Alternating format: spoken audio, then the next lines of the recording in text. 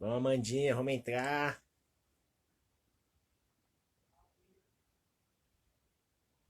Cadê a Amanda?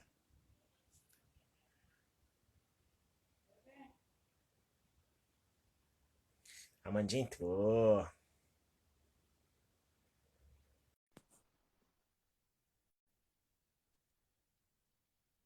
Dona Beth. Olá! Oi, Amanda. Tá mostrando certinho aí? Porque eu sempre me posiciono errado. Tá aqui, ó. Você tá me ouvindo? Tô. Tá tranquilo? O áudio tá bom? Tá bom. Então, beleza. Então, vamos embora. Gente, hoje eu vou começar com a Amanda. Amanda França. Ela é minha amiga, ela é presidente do Instituto Episteme, certo, Amanda? Certo. E você faz um trabalho com crianças autistas, é isso? Isso mesmo. A gente trabalha com crianças autistas, crianças, adolescentes, jovens, né? E os adultos também, que estão aí sendo negligenciados, mas não deixam de ser autistas, só porque são adultos, né? E a gente começou esse projeto aqui no Parque Capuava, bem timidamente, né? Como muitas ONGs começam, daquele jeitinho simples, nosso localzinho é simples. Eu iniciei ainda na minha casa, né? Estão derrubando as panelas aqui na minha casa. É, você ouviu?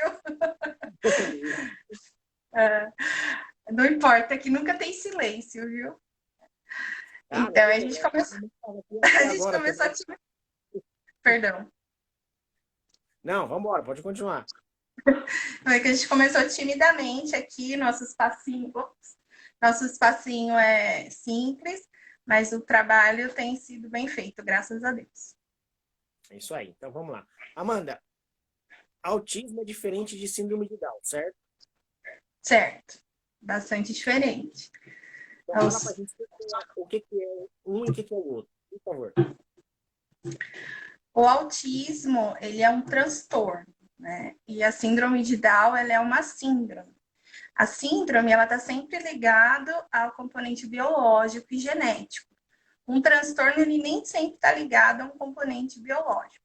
Embora um autista nasça autista, assim como uma criança com síndrome de Down nasce com síndrome de Down, não, até esse momento não descobriram nenhum gene, nem, nada que seja provado que coloque o autismo na categoria de síndrome ou doença. E nesse sentido, a síndrome de Down, sendo uma síndrome biológica, ela é uma variável de um cromossomo. Então, você tem até testes pré-natais que podem estabelecer se uma criança vai nascer ou não com síndrome de Down. O autismo não. O autismo você não consegue saber antes. Não existe nenhum teste, nenhum exame que você possa fazer. Então, é aquela questão da loteria da paternidade e da maternidade, né? Uma coisa que você vai ficar sabendo depois. Mesmo porque no autismo, os sintomas, eles começam aí a aparecer, são mais visíveis a partir de um aninho, né? E na síndrome de Down, não. A síndrome de Down, você tem outros componentes associados. As crianças com síndrome de Down, de um modo geral, nascem com problema cardíaco, nascem com problema respiratório. Elas têm que ser cuidadas desde o momento que sai do útero. Ah, tá. Esclareceu bastante. É, existe níveis de autismo ou não? Existe. A gente fala que você ainda pelo CID-10, né, que é o que está em vigor, ele classifica o autismo em três níveis: o leve, o moderado e o severo. Então, é muito comum as pessoas confundirem. Então, às vezes, tem uma criança ali com mais autonomia, mais o que fala, às vezes a criança é até mais bonita, não tem nada ali que você vai falar, olha, aquela criança tem algum transtorno, alguma coisa, né? E aí as pessoas falam que ela não é autista, mas ela é um autista leve. O autismo moderado e o severo é aquele com que a gente está mais acostumado. É aquele que você vai no shopping, você vai ver uma criança, você já vai reconhecer. É uma criança que tem mais flipping, né? Eles mexem bastante as mãozinhas, que também chama estereotipia. É uma criança que às vezes grita, ela se joga no chão ali porque ela não entende como que é o ambiente. E aí ela tem uma série de comportamentos e até uma carinha que leva você a ver, olha, essa criança tem algum tipo de deficiência. Mas o autista leve, não. Então, a gente sempre está tocando nesse assunto dos níveis de autismo nas pessoas, porque às vezes as pessoas acham que o autista leve não precisa ser tratado, não precisa ser cuidado, não precisa fazer terapia, e isso não é verdade, né? Eles são tão autistas quanto os outros. Só que as pessoas tendem a dizer, isso aí é bonitinho, não precisa não. É complicado. Tá, então, qual é o profissional capacitado para identificar o autismo? Isso é um debate, né? Essa é a minha eterna briga. Acho que eu vou morrer velhinha brigando por isso. Não é qualquer profissional que pode tratar autismo. Tem que ser um profissional especializado em autismo. E hoje a gente vê as crianças sofrendo, porque a mãe vê que tem alguma coisa errada, passa num psicólogo, num neuropsicólogo, até num neurologista, sabe? Os médicos, eles não estão preparados para o autismo como deveriam. É muito comum os pais falarem, olha, meu filho tem 3 anos, 4 anos e ele não fala. E aí o médico fala, normal, cada um tem o seu tempo de desenvolvimento. E isso não é uma verdade. Eu não estou dizendo que toda criança que não fala é autista, mas não falar é um traço, né? É um traço que é importante a gente levar em consideração. Aí os pais se preocupam, vão ao médico, e o médico diz que está tudo bem. E não é verdade. A mesma coisa no psicólogo ou numa fono, né? Vai, leva a criança não fala, leva na fonoaudióloga.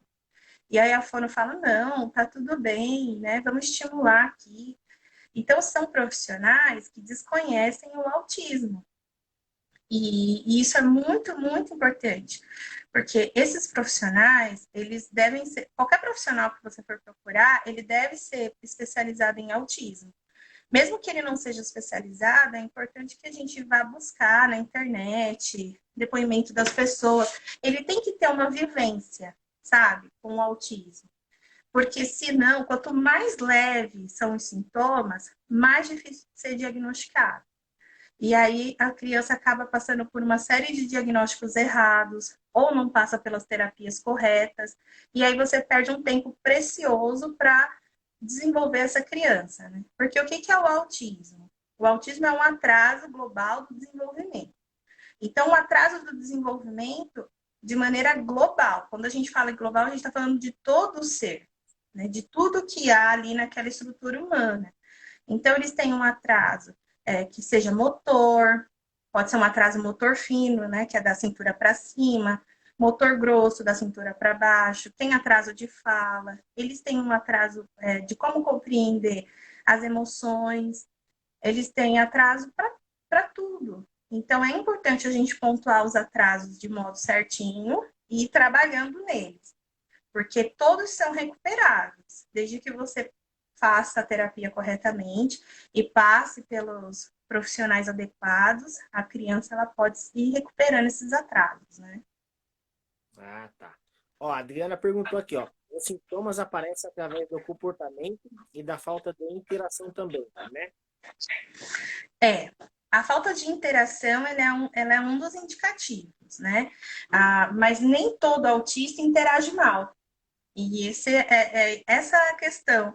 Eu falo que tem que ser muito especializado em autismo, porque é transtorno do espectro autista. Então, quando a gente usa a palavra espectro, nós estamos falando de várias formas de ser, né?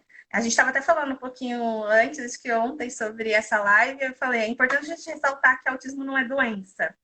Foi. Ele é um transtorno, né? E é uma maneira do cérebro de receber e reproduzir a informação. Então, é uma forma de ser, né? Não tem como você mudar isso, não tem cura para isso. A gente tem que melhorar o funcionamento do autista na sociedade tal como ela é agora, né? e fazer com que a gente crie possibilidade dessas pessoas serem o que elas são, né? Não é transformar todo mundo em robozinho para dar tchau, para interagir, para não é essa a finalidade do tratamento para o autismo, né? E a falta de interação, ela é um dos sinais. Existem vários. Como eu estava falando, o atraso na fala é um deles. E aí você tem um prejuízo na interação, que é já logo cedo, o bebezinho não te olha quando você vai amamentar, ele não fixa o olhar em pessoas, mas ele fixa o olhar em coisas, em objetos ou na TV. E aí você tem uma série de sinais que pode te levar ao diagnóstico de autismo. Mas nem todo autista tem problema de socialização e de interação social, viu? Tem uns que adoram, que falam, que te abraça, que gostam de toque, que gostam de colo, que brinca com você. Às vezes eles não te olham, né? Esse negócio de ficar olhando, eu já falei com vários autistas adultos, eles falam que é muito perturbador ficar olhando no nosso olho, que eles não entendem as expressões dos olhos, né? Porque a gente fala que os olhos falam também, é verdade, né? Os olhos expressam bastante coisa do que a gente está sentindo, né? E para eles, eles têm essa dificuldade de decifrar. Então, um olho mais assim, nossa, o que isso quer dizer? Um olho assim, nossa, mas o que isso quer dizer? Então, eles não te olham mais porque eles não estão entendendo qual a sua expressão do olhar. Mas eles interagem assim perfeitamente, eles falam muito. Então, é muito importante a gente pensar que essas frases que generalizam tudo com relação ao autismo, elas são perigosas. Ah, todo autista é isso. Ah, mas todo autista é aquilo. Não existe isso, viu? Cada um é cada um. Alguns vão gostar de interagir, outros não. Alguns têm perda da comunicação, outros não. Por isso que a gente fala do espectro e por isso eu ressalto a importância do autista realmente passar por especialistas em autismo, seja em qualquer das áreas. Uma fonoaudióloga, uma psicóloga, uma professora, porque tem que entender essas nuances, essas variáveis de sintomas, né? Não é assim, não. Todos. Eles são um universo à parte. Cada Então um. tem que ser uma avaliação realmente individual e um tratamento individual também. Não É. dá para generalizar para todo mundo. Até esse momento, acho que nos últimos 5 anos, isso começou a ser falado sobre individualizar os tratamentos, sabe? Até que tem muitas pessoas defendendo isso. Que a gente tem que personalizar os tratamentos, de que tem que ver caso a caso, estudar aquela criança, então elaborar um plano para ela. Mas antes não era assim. Existem ciências e métodos que se utiliza da parte do comportamentalismo na psicologia e que eram aplicadas sem discriminação, sem considerar as individualidades, sem considerar os traços de personalidade deles. E eles estavam interessados no quê? Em fazer com que o autista agisse como a gente. Então, nós que não somos autistas, nós somos chamados de neurotípicos. E eles são chamados de atípicos. Por isso aquela série da Netflix chama Atypical, né? Que é a do menino autista. E então, o neurotípico, ele achava que o sucesso do tratamento do autista era fazer com que ele agisse que nem um neurotípico. Então, dar tchau, soltar beijo, falar, executar alguma tarefa como a gente faz. Hoje não. Hoje a gente já entende que o sucesso de um tratamento de autismo é a gente possibilitar a ele um ambiente em que ele possa ser primeiro ele mesmo e depois recuperar os atrasos que possam estar ali presente, como a perda do equilíbrio, eles não gostam de comer de tudo, então é um desafio, às vezes, alimentar uma criança autista. Por exemplo, meu sobrinho, os 2 primeiros anos de vida dele, ele só comia pera cozida e tomava leite. Ele não aceitava nenhum outro tipo de alimento. Pera que tinha que cozinhar, fazer um purezinho, sabe? E aí dava. Isso quando ele estava muito de bom humor para ele aceitar a pera, porque ele Ah, só queria o leite. É, tinha que cozinhar a pera. E então eles têm o que a gente chama de restrição alimentar ou recusa alimentar. chocolate. Ele. Pode falar? E o chocolate, assim, escondidinho antes da janta, não pode? Não. É muito engraçado, né? Porque nem tudo. Alguns autistas comem chocolate, outros não. Eu tenho autista aqui, por exemplo, o meu sobrinho, o José, a primeira vez que a gente tentou introduzir chocolate na alimentação dele, ele vomitou. Eita! Eles não processam os sabores como a gente, eles não processam as texturas como a gente. Hoje a gente conseguiu avançar com a alimentação do José. Ele gosta de tudo que tem cor neutra, então, e crocante. Então ele aceitou a batata frita Ruffles, né? Não a batata frita que a gente faz em casa. O pastel, ele come só o pastel de vento, não pode ter recheio. De jeito nenhum. Vai pedir pastel, você tem que pedir pastel sem recheio. E aí tem que. A pizza, agora ele aceita a borda, e a borda, aquela durinha, né? Sem recheio. Não pode ter recheio na borda dele, não. Então, ele gosta dessas texturas. Aí, por que que acontece isso? Porque no caso dele, ele não processa as texturas pastosas e como o arroz, o feijão. Ah, ele está comendo agora, ele se aventurou esses dias a comer arroz, só que ele pega um grão de cada vez. Ele põe um grãozinho só de arroz na boca, mas já é uma coisa. Um Então, avanço. ele já está se aventurando em algumas coisas. Então, tudo isso, assim, tem que ser trabalhado nele de forma individual. Porque ó, o José, ele não come chocolate, mas eu tenho autistas na clínica que come. E que a gente usa até como reforço. Quando eles fazem uma tarefa bem feita ou fazem uma atividade, a gente vai lá e dá um chocolatinho. Legal. Mas alguns não comem, não. Pode ser a melhor coisa do mundo, viu? Eles têm ali as restrições deles. Ah, vou te levar no McDonald's. Se ele não gostar daquilo, ele não come. Tá certo, tem que fazer a vontade dele. Aqui, ó, a Diana Eles. perguntou. Você consegue ler a pergunta dela? Adriana? É, que ela fala da sobrinha?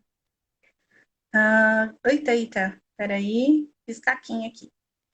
Consigo ver um pouquinho. Olha, a Camilinha, a Cláudia. Minha sobrinha é autista não verbal, tem 3 anos e 9 meses, e o diagnóstico foi dado por uma junta de profissionais. Muito legal isso. Isso é um detalhe muito legal. Isso é coisa do diagnóstico multidisciplinar, em que você tem vários profissionais de várias linhas analisando aquela criança. Isso daí é essencial, porque às vezes um profissional só, ele pode errar, principalmente se o autismo for leve. No caso da sobrinha dela, 3 anos e 9 meses, não verbal, é um diagnóstico de autismo moderado por ser não verbal. Né? Ela já passou um pouco da idade de desenvolver a fala, então eles falam que é moderado. Aí é um diagnóstico até um pouquinho mais leve, mais fácil de ser dado. Ela interage quando ela quer. E ela é super inteligente, tem focos direcionados. Isso. Assim, eles também têm muita vontade própria e personalidade, né? A criança nasce com a personalidade dela. Então, essa coisa de interagir, não interagir, também é da personalidade deles. Às vezes a gente olha uma pessoa e não gosta dela, né? A mesma coisa acontece com eles também. Mas é realmente, o humor deles é mais diferente, a energia social deles é diferente. Às vezes, o que para a gente é natural, uma criança brincando com outra, exige tanto deles que eles ficam cansadinhos. E agora, ser super inteligente é incrível. Trabalhar com um autista, assim, é a coisa mais incrível que já me aconteceu, porque eles são muito inteligentes. E é lindo de ver a forma como eles pensam o mundo, a forma como eles interagem. É incrível. Eles podem aprender qualquer idioma, sabe? Alemão é muito, muito bonitinho. Eu tenho uma criança aqui que aprendeu russo assistindo Marcha e o Urso. Ele Jesus. a japonês, eles chegam falando coreano, tudo que eles veem na internet, assim, eles conseguem aprender. Não todos. Algumas crianças com autismo têm deficiência intelectual, mas eles têm um pouquinho mais de dificuldade, mas mesmo assim eles apresentam picos de inteligência em outras áreas, como artes, música, esporte. Eles são incríveis, mas realmente, eles são muito inteligentes. E ela fala aqui de focos direcionados, a gente chama isso de hiperfoco. A maior parte deles tem hiperfoco. Eles gostam de um determinado assunto e aí eles só querem falar dele. É muito bonitinho. Na infância, às vezes, é dinossauro, sistema solar, carrinhos, videogames, e aí eles só querem aquilo, só querem aquilo. Eles têm um hiperfoco, que a gente chama, né? E aí eles ficam hiperfocados naquilo e não existe outro brinquedo, não existe outro assunto, não existe outro boneco, só aquilo. Se eles gostam de dinossauro, é só dinossauro. Mas também sabem tudo sobre aquilo que eles são hiperfocados. É muito legal. E Eles eu sabem tenho de tudo. alguns anos em gordices. Eu também. Eu, eu hiperfoquei no brigadeiro e nunca mais larguei. Não dá. E no, em relação aos idiomas, eu parei no verbo to be ainda. Pois é muito incrível a habilidade deles. E aí você fala, caramba, mas eles têm dificuldade no desenvolvimento da fala. E aprende os idiomas para vocês verem como que o cérebro funciona de uma maneira bastante interessante. Porque a gente aprender um idioma não diz respeito à área da fala. Você pode cantar, você pode fazer N coisas. Tem uma criança aqui que eu atendo que ele lê cantando. Ele lê desde os 2 anos de idade. É a coisa mais absurda que é lindo. Você vê aquele toco pegando um livro e lendo. Só que quando ele vai ler, as palavras não saem. Tipo, era uma vez um sapo. Ele lê assim, era uma vez um sapo. Então ele cria uma melodia. E ele também é um autista não verbal, mas ele canta. Ah, ele se adaptou. Sim, ele se adaptou de uma maneira linda, porque ele lê perfeitamente. Às vezes a gente até sacaneia ele e fala, vamos ler uma palavra difícil. Aí ele olha e fala assim, petroquímica, paralelepípedo. Aqui hoje eu vou dar pindamonhangaba para ele. Que legal. E É muito bom. fala um pouquinho agora da sua formação. A minha formação a minha formação é muito louca, né? Eu comecei estudando sociologia e filosofia, e aí eu fui descobrir a educação lá, né? Porque eu sempre quis amarrar meu burro na educação, mas todo mundo falava que eu ia morrer de fome, que eu não podia ser professora. Todo mundo, eu digo família, né? E aí eu Ah, fui tentar fazer outra coisa, mas o bichinho da educação sempre me mordeu, né? E aí eu fiz licenciatura. Primeiro eu fiz o bacharel e a licenciatura em sociologia. E aí, quando eu fui lecionar sociologia, eu me encantei, me apaixonei completamente pela educação. Isso porque eu só dava aula para ensino médio. E aí eu fui desenvolvendo essas questões. Eu fui fazer pedagogia, estudei neurociência. E depois, quando eu fui para a neurociência, que eu descobri o autismo. O autismo na questão acadêmica, né? Eu já tinha autistas na sala de aula, mas todos eles, inclusive eu, os tratava como crianças deficientes ou com inabilidades, né? Porque eu não sabia muito sobre autismo. E aí eu fui me aprofundar. Aí nesse meio termo eu me especializei em psicopedagogia e neuropsicopedagogia. Eu sou uma neuropedagoga. E a neuropedagogia, ela vai olhar para a criança de uma outra via, no sentido neurológico, para a aprendizagem. Então, você olha a patologia da criança e cria estratégias pedagógicas para ensinar. E aí eu fui nesse caminho aí. e fui me apaixonando pela coisa, passei por várias salas de aula, até ir para escolas que só atendiam autistas Aí ou sim. crianças com algum transtorno. E aí foi onde eu me afeiçoei à ideia de que algum, não estou dizendo todos, sabe, Alemão, mas eu estou dizendo alguns. Alguns autistas não estão preparados para a inclusão do jeito que a gente oferece hoje. E essa é a minha briga, porque alguns deles, não estou dizendo todos, mas eles mereciam um local adequado, um local deles, um local que proporcionasse desenvolvimento, integração sensorial, que eles pudessem ser melhor atendidos, né? Justamente porque eu passei por essas escolas particulares, caríssimas, e nenhuma delas aqui em Santo André. Essas escolas particulares eram de São Caetano. Aqui eu não atuei em nenhuma. Nem sei se tem, para ser sincera. E aí eu vi a qualidade do desenvolvimento dessas crianças que precisavam desse olhar de mais inclusão ainda, no ambiente feito para eles, era maior, era melhor o desenvolvimento deles.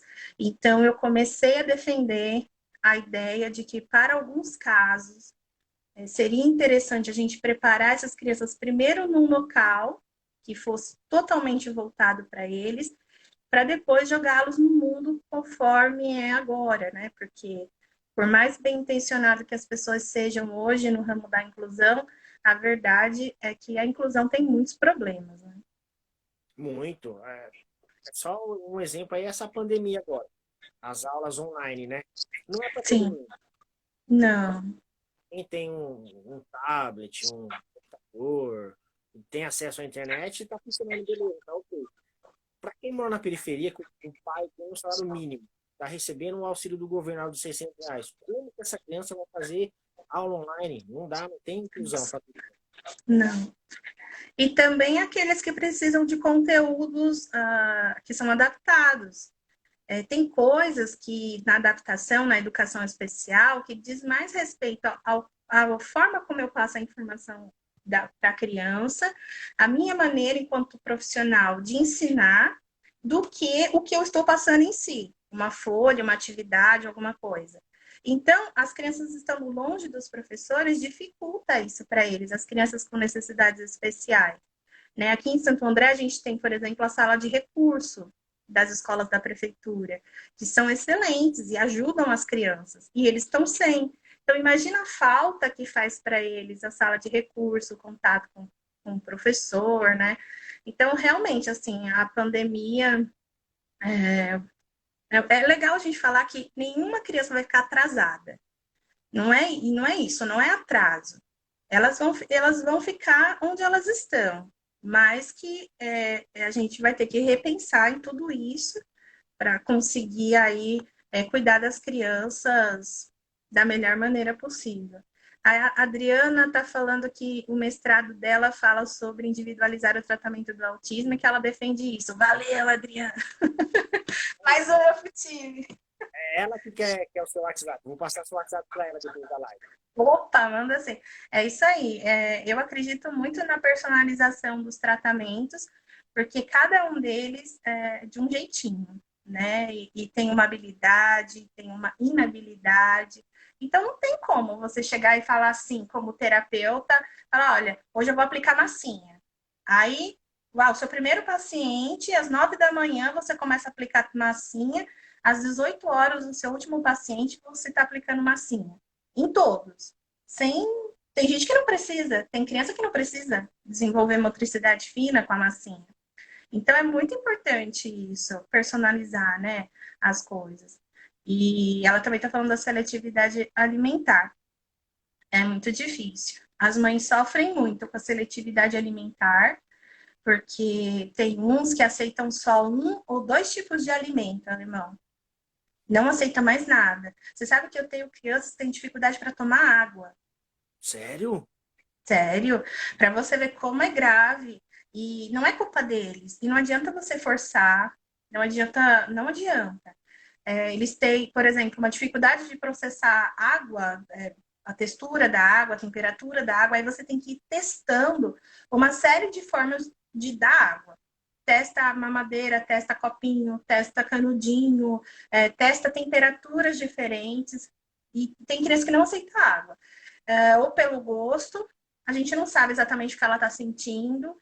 E porque tem um negócio neles, alemão, que chama variação sensorial.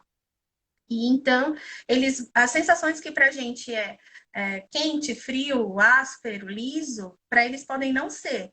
Então, eles têm muita dificuldade para cortar o cabelo. Alguns deles sentem dor para cortar o cabelo. Aí a mãe leva no cabeleireiro, eles gritam, gritam, gritam, né? Fica ali desesperado. Aí a mãe não sabe o que está acontecendo. Às vezes, ele está processando aquele estímulo como dor. Ou mesmo para a unha. Eles têm muita dificuldade para cortar a unha. Aí tem as texturas de comida. Tem aquela questão do pezinho. Alguns deles andam na ponta dos pés, que nem bailarina. E acabam até fazendo essa lesão que chama pé de bailarina, né? Que fica calorzinho assim na frente. De tanto que eles andam na ponta do pé. Porque o calcanhar processa a sensação do chão ou de qualquer outra coisa, do sapato, do chinelo, de uma maneira diferente, então ele não consegue colocar o calcanhar. Ou ele anda assim, porque ele não consegue se equilibrar. A sensação que ele tem de equilíbrio é diferente da nossa. E, não sei se você lembra, mas era muito comum as pessoas comentarem de um flipping que os autistas ficavam de frente assim, se balançando. É difícil hoje você ver um autista com essa estereotipia, mas descobriram que eles fazem isso porque eles não estão vendo a gente parado. Então, a gente está rodando. Então, quando eles começam a fazer isso, eles veem a sua imagem parada. Então, Oi, não te ouvi. quando eles estão balançando, é que eles estão acompanhando a gente. Eles estão achando que a gente está assim também ou não? É, Ah, é para te ver parado, ou ver a TV parada, porque se ele para de se balançar, tudo roda, é como se fosse uma vertigem. Então, ele fica fazendo isso. Tem várias coisas muito interessantes. Por exemplo, descobriram que os autistas gostam muito do movimento de roda. É incrível. Os meninos, eles sempre brincam com os carrinhos virados para cima e fica rodando a rodinha. Ou eles adoram ver a máquina de lavar rodando, ou ventilador. Eles são fascinados por rodas, roda de carro, tudo. E aí queriam saber, e aí foram feitos vários estudos e descobriram que alguns autistas veem cores nos movimentos. Então ele está vendo um monte de cor saindo daquele movimento de roda. Imagina o quanto interessante não deve ser. Você está parado, o ventilador saindo um monte de cores, assim. Por isso que eles ficam meio ficcionados pelo ventilador. Outros não veem, mas alguns têm essa capacidade de ver cor no movimento. E alguns de ver sentir cheiros nos sons. que legal! Que Pois bacana! é. Então, você está tocando uma música, pode ter um cheiro muito bom ou um cheiro muito ruim para eles. Deve ser funk. Funk deve ser horrível. Tomara, né? Fala um pouquinho de. Você começou quando o seu instituto? Eu sei. Olha, ele é Fala novinho. É, Fala pra galera.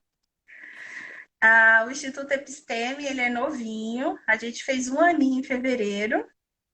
Ele nasceu dessa necessidade minha de ver as crianças sofrendo na sala de aula. Eu sempre fui professora de ensino fundamental 2 e médio.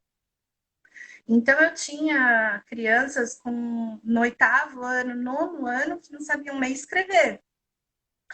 Aí eu trazia aqui para casa e fazia alfabetização dentro de um método pedagógico que chama Montessori. É um método bem diferente do utilizado na escola tradicional, porque é como se você aprendesse de uma maneira mais lúdica, brincando, sentindo as coisas. Por exemplo, no Montessori, eu não preciso falar para a criança o que é água. Eu levo ela até um chuveiro, uma pia, e aí eu ligo e falo, olha, água. Então eu mostro para ela o que é a água. Eu deixo ele tocar na água. E aí eu começo a falar sobre a água, para que ele comece a entender e a aprender de uma forma sensorial.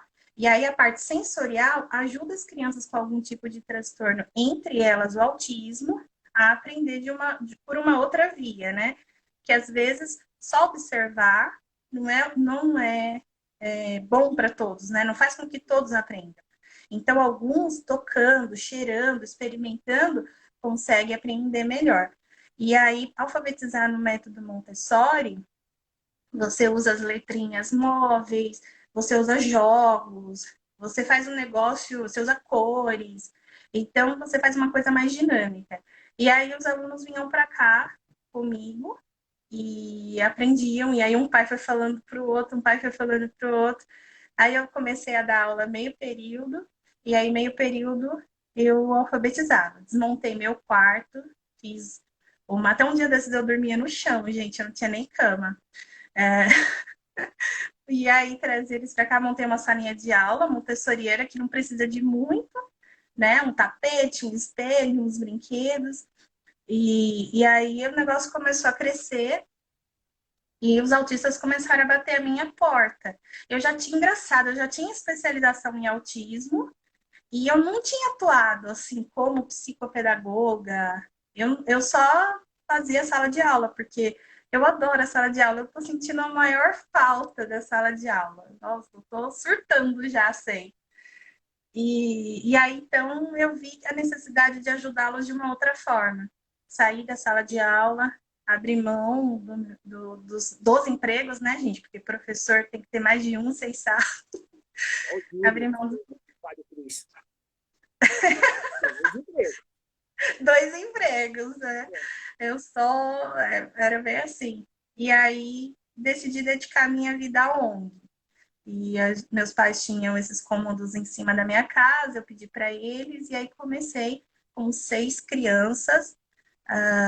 Criança, modo de dizer, né? Tinha os mocinhos, mas é que eles são crianças também, são minhas crianças. E aí cheguei a 53 em menos de um ano, atender 53 crianças. E Bastante. aí a equipe foi crescendo, porque daí você vai contando, olha, eu sou a maluca que está atendendo de graça e a valor social ali, só como uma ajuda de custo no Parque Itapuá, você quer me ajudar? E os profissionais foram aparecendo. Todo mundo veio ajudando, fazendo ali um esforço. Aí a gente teve uma equipe bastante completa, com psicólogos de diferentes linhas, psicanalista, neuropsicólogo. A gente fez uma campanha muito bacana com a neuropsicóloga Daisy Ruiz, também, que mora aqui no bairro, para diagnóstico de autismo. Ela fez a avaliação neuropsicológica, que chega a custar R$ 3.000 esse exame. Eita. A gente fez a valor social a R$ 600, porque tem que pagar os softwares, né, que vão fazendo a correção dos exames, e os testes são caros também. E aí a gente fez muitos trabalhos assim, e aí dessas campanhas, a gente fez o diagnóstico tardio, que muitos adultos não são diagnosticados corretamente, na verdade são autistas. E a avaliação neuropsicológica, ela é muito necessária para fazer um diagnóstico.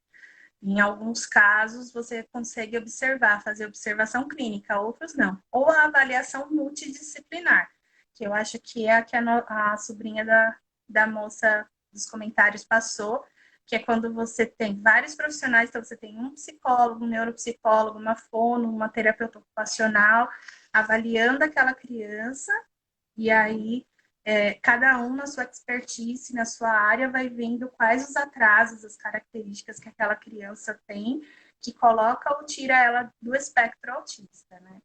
E tudo isso é muito caro. É muito caro. A gente está falando aqui, vale muito a pena dizer que tudo para esses transtornos vale mais do que o salário mínimo do trabalhador hoje. Um trabalhador comum não consegue diagnosticar o seu filho hoje e também não consegue tratar. Tudo é muito caro, muito caro. Então, quando você tem uma elitização tão extrema do diagnóstico de autismo, de transtorno de déficit de atenção, você coloca um monte de crianças pobres com transtornos, sofrendo, dentro de salas de aula superlotadas, sem inclusão, sem tratamento, sem medicação. Então, foi isso assim que me moveu a montar a ONG e a tentar lutar, né, por isso. E eu conto com alguns pais, outros profissionais, outras pessoas como você que entendem a causa, se sensibilizam e ajudam. Lógico que tem aquela parte que não tá nem aí, né? Tipo, do que você tá falando? Mas essa é a verdade. Você pensa no desespero de uma mãe, de uma criança autista sem condições de tratar, ou você está vendo lá que seu filho fez 1 ano, 2 anos, 3 anos, não andou, não sentou, não falou, está com um monte de atraso e você não tem para onde correr. Se você vai para um posto de saúde, o posto não tem para onde te mandar. Essa é a verdade. Porque aqui em Santo André hoje a gente não tem. A gente tem o CAEM, que atende as crianças que estão na escola da prefeitura. Ah, o que não Então, resolve. aquela. Resolve para eles, né?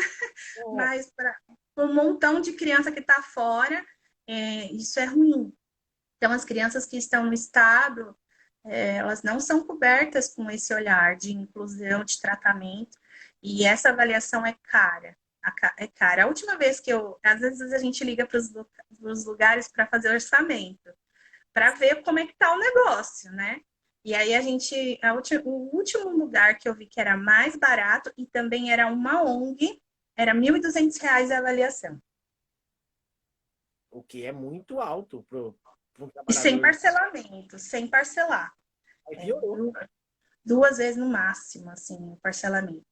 Aí aqui a gente montou um esquema e conseguiu parcelar até 12 vezes. Tem gente que pagou o exame em 1 ano e o valor reduzido de R$ 600 e com uma super profissional, né? Graças a Deus, é Deus que manda mesmo, assim, a equipe é muito boa, todo mundo muito bem estudado, muito bem formado, gente que podia estar ganhando rios de dinheiro em qualquer outro lugar, ou então cuidando de suas vidas, né? Então a E gente começou com um sistema. aquele dia que eu fui, eu conheci as duas meninas, né? Era fisioterapeuta e outra menina, eu não lembro quem que era. Era musicoterapeuta. Aí sim, beijo, meninas, É, beijo. Parabéns pelo trabalho de vocês. a gente começou um sistema de voluntariado e depois a demanda foi crescendo tanto, tanto, que a gente viu a necessidade de contratar alguns profissionais para ficarem aqui fixo, porque eu sozinha não dou conta. São muitos casos e todo dia aparece mais. Agora, na quarentena, as pessoas não deixam de ligar, de tentar marcar. Aí eu falo, gente, a gente está de quarentena, né? Não está atendendo. Mas as pessoas sempre falam, quando voltar me avisa, fala para mim que eu preciso ir. Então, assim, são muitas crianças sem tratamento. E teve um boom no ano passado, porque o convênio da ANIL achou um item lá nos contratos e a Mil sozinha dispensou 400 autistas do convênio. Ô, louco. Então, foi. Eles acharam uma cláusula lá e eles estavam cobertos pela lei e dispensaram 400 autistas do convênio. Então, são 400 crianças que ficaram sem tratamento aqui em Santo André, no ABC, né? Porque esse dado que eu tenho é do ABC, mesmo assim é bastante. E caro do jeito que é. Tem um tipo de terapia que eles precisam que chama protocolo ABA. Terapia ABA, que hoje, R$ 10.000 por mês, tá? por aí, Gente, 3 vezes na semana, e olha que tem criança que precisa mais. 3 vezes na semana hoje sai em torno de R$ 10.000 o mês. Então não é qualquer pessoa que pode pagar isso. Aí o pessoal entra com liminar no convênio, às vezes ganha, às vezes não. Às vezes a pessoa perde e a criança vai ficando sem terapia. E os pais não têm opção. Então, meu trabalho hoje aqui é criar essa opção de tratamento, mas essa opção é de um modo bem feito, né? Não é porque é ONG, porque é baratinho, gente, que a gente faz as coisas de qualquer forma, não. A gente faz muito bem feito e às vezes até melhor do que muito local caro, porque eu já vi relatórios de um monte de clínica chique que fica em bairro muito nobre aqui na nossa cidade e você vê que é só Ctrl+C, Ctrl+V de um monte de relatório que eles fazem aí sem muito nexo, sem muito conteúdo daquela criança, né? Então, aqui a gente faz as coisas bem certinho e se preocupa com eles. Não é uma batalha fácil, nem todo mundo dá essa oportunidade para a gente falar sobre autismo, nem todo mundo. Agora eu estou vendo mesmo na época das eleições, você vê poucos candidatos se preocupando com isso, e isso me preocupa, porque é um problema que a gente tem que ter responsabilidade e tem que começar a trabalhar por isso, porque muito em breve, o número de autistas já está aumentando muito. Esses dados que a gente tem hoje, Alemão, não são reais. Essa coisa de que fala, para cada 60 crianças, 2 é autista. Mentira! Vai numa sala de aula para você ver quantos tem.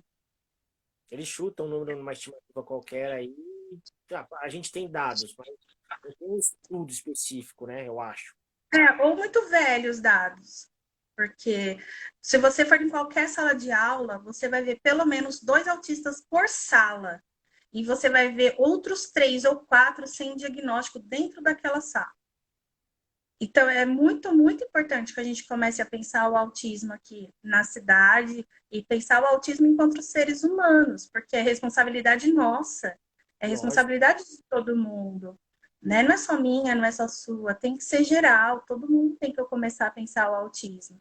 E do jeito que está crescendo, e se um dia ficar 50-50, né? 50% da população for autista? O que a gente vai fazer se a gente não está se preparando para isso, né? Mas a gente vê também que as pessoas só tendem a se preocupar com uma causa quando a causa bate na porta delas, né? Quando Acontece na acontece. família. É, E eu acho que eu tenho assim, eu posso de vida é tentar gerar oportunidades para as crianças e os adolescentes que eu não tive na minha época. sim, Isso é de vida. Daqui a pouco eu vou deixar de ser presidente da ONG, eu vou continuar fazendo ações sociais, mesmo se não for lá, se eu mudar de cidade, mudar de país, enfim, não importa. Aonde eu for, eu vou tentar ajudar as crianças e os adolescentes. E acho que todos nós adultos temos essa responsabilidade. E ainda mais sim. nos gestores públicos, desde o vereador até o presidente da República. É função nossa tentar desenvolver as crianças. Vocês estão de É. parabéns pelo trabalho de vocês. Valeu. Eu tenho uma equipe linda. Mandar um beijo para todas elas. Eu falo elas porque a equipe só tem mulher, só Eu tem sei, menina trabalhando. O que também é gostoso, mas só tem menina. Elas são incríveis e fazem assim um trabalho. Se os pais fossem pagar, seria muito caro, muito caro. Às vezes a gente faz até mais, sabe, do que. será que a gente não consegue entrar com a lei de incentivo na área da saúde? Porque tem lei de incentivo para esporte, para cultura, para educação. Aí eu não sei se seria educação ou saúde. Mas acho que dá para entrar, Ah, né? Para que teria que ser os dois, né? Porque aqui é muito complicado. Nós somos um dos poucos países que separa saúde e educação, né? Porque é o que eu sempre falo, gente, não pode separar. Porque uma criança doente, um adolescente doente, ele não tem condições de aprender. A preocupação com saúde, isso saúde mental, saúde emocional, saúde em todos os sentidos, né? Ela tinha que estar vinculada à noção de educação, né? E aqui a gente põe separado. Eu acho que tinha que ter. Estou tentando falar, não sei se já existe algum movimento interno a esse respeito. Hoje, o que eu sei é aqui da cidade, os dados que eu tenho. A gente tem o CAEM, que é a ajuda das crianças que estão na rede de Santo André, que faz diagnóstico e que faz essa avaliação, né, esse exame multidisciplinar. Aí você tem a fundação, que tem um convênio com a prefeitura e que faz alguns exames desse tipo e faz alguns acompanhamentos, mas não são todas as crianças que conseguem. E você tem a PAI, que cuida dos casos graves. A PAI não cuida de autismo, é bom a gente falar isso. A PAI só vai tratar autismo quando ele está associado a outra patologia, ou a deficiência intelectual moderada, ou uma criança com síndrome de Down e autismo, né? Que existe, é possível. Então, quando o autismo está associado a alguma outra patologia, que seja moderada ou grave, porque esse é o público da APAE, aí a APAE cuida dessa demanda. Mas não é o suficiente. Como eu te disse, os números não são reais, esses números que a gente está trabalhando agora. Os números são bem maiores, a quantidade de crianças autistas, adolescentes, também é grande. E aí eu não sei para onde a gente vai correr, para onde a gente vai pedir incentivo. Se é na saúde, se é na educação.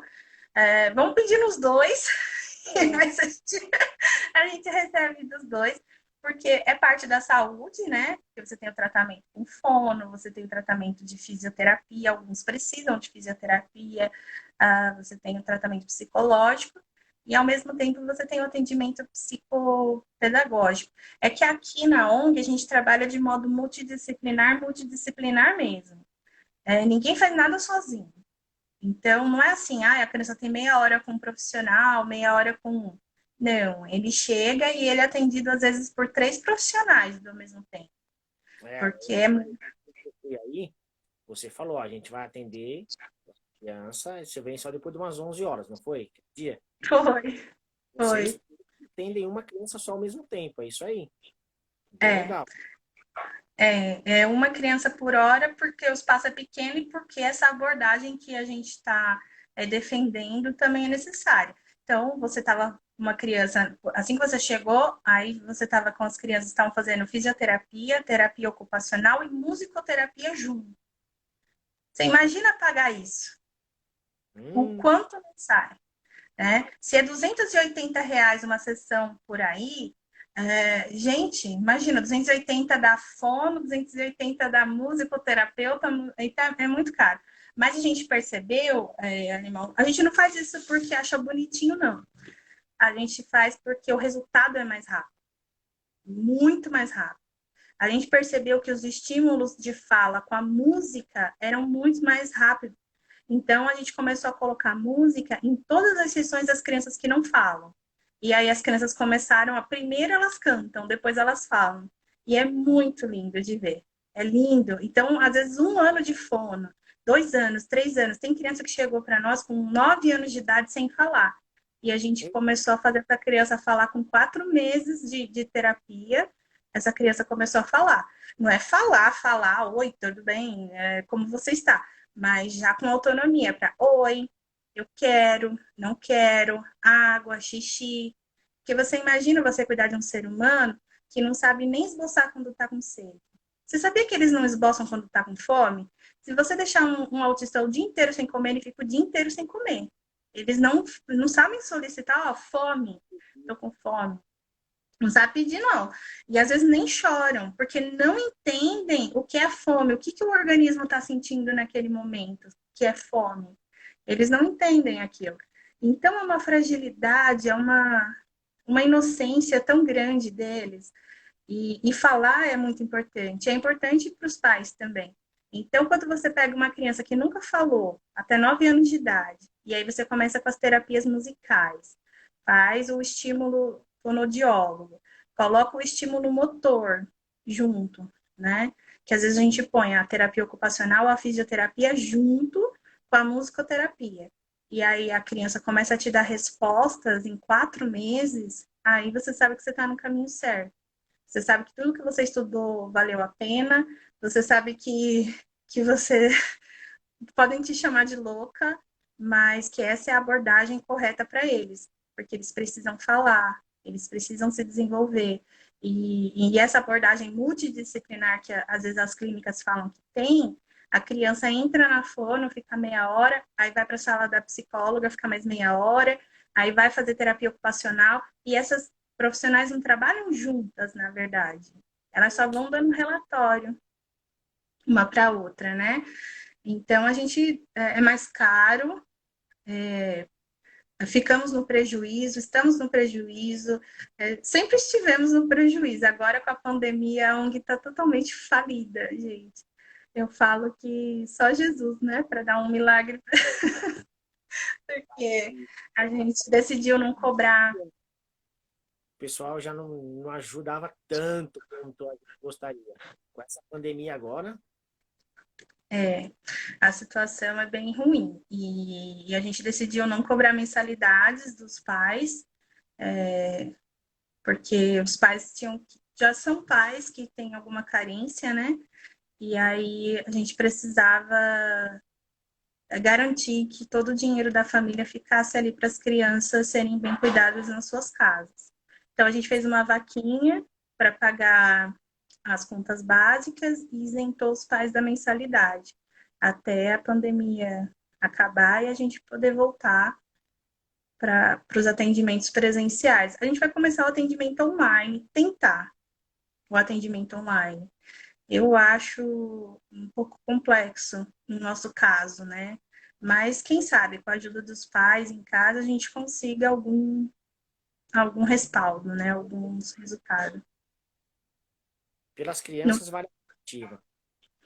vale a tentativa, vale a tentativa. É atendimento online é uma especialização profissional, e que a gente aqui na ONG a gente não tem. Tem muito profissional fazendo atendimento online, mas são atendimentos vazios. Enche a criança de folhinha que achou aí na internet, faz os pais fazerem um monte de atividade, ficar mandando, mas não tem muito sentido aquilo, sabe? Aqui a galera quer garantir o pagamento das sessões e quer, mas não tem muito sentido. Atendimento comportamental online é complicado. A gente vai tentar, nós tentamos nos preparar esses 2 meses para isso, e aí a gente vai fazer uma tentativa, mas eu acredito que nesse momento melhor falar com as mães que estão sobrecarregadas, estão deprimidas, ansiosas, né? Então a gente vai tentar ajudá-las e ajudando elas, ajudar as crianças de alguma forma, né? Porque não adianta elas estarem mal dentro de casa. Para a família que tem uma criança autista, quando eles resolvem procurar um profissional, aí eles chegou até você, a criança, como é essa criança? Ela vai, ela já fala, ela vai encoragem, ou ela fica meio retraída no primeiro contato com vocês? Depende da criança. Tem criança que entra aqui e se joga, vai mexer nos brinquedos, às vezes não se interessa muito por nós, mas se interessa pelo ambiente, se interessa pelos materiais, pelas coisas que estão ali expostas. Então a gente tem um mecanismo de receber as crianças. Como aqui a gente usa muito um protocolo chamado Sunrise, que é um protocolo que foi desenvolvido por pais nos Estados Unidos, e ele é muito humanizado. Ele respeita muito o tempo da criança, ele respeita os interesses da criança. Então a gente já pergunta. Então, se o hiperfoco da criança é insetos, a gente já vai e coloca vários insetos na sala, coloca coisas que vai chamar a atenção deles para que ele entre e se sinta bem. Né? Não que todas as sessões são assim, mas a abordagem é mais ou menos essa. E aí eles vão, se interessam, aí vai lá, mexe no bichinho. Aí quando você vê, aí você já sentou no chão. Aqui a gente usa muito o chão, né? Eu vejo essas profissionais trabalhando toda chique, bem arrumada. Ai, eu tenho muita inveja, porque eu fico Eu tô sempre suja. Eu tô sempre Mas o suja. importante são as crianças autistas, não é da chique, da blusa, de marca. Eu tô sempre uma mendiga. E aí a gente já senta no chão, aí vai se aproximando aos pouquinhos. A gente também deixa a mãe na sala, a mãe ou o acompanhante. Não, nosso atendimento é de portas abertas. Ah, chegam alguns pais, em alguns casos, quando os pais interferem muito na sessão, aí a gente põe eles para fora. Fala assim, ó, você tá sendo um menino mal, fica aí. Mas até a Mas criança se acostumar, o Instagram tá falando que vai cair a live aqui, ó, 23 segundos. vai. Só pode falar 1 hora aqui. Ah, é? Já passou 1 hora? Acho que sim. Bom, então beijo. Obrigadão pela oportunidade de conhecer um pouquinho do autismo. De coração, a gente vai se falando, tá? Obrigada a você. Vamos sim. Valeu, gente. Obrigada por ter assistido. Tchau.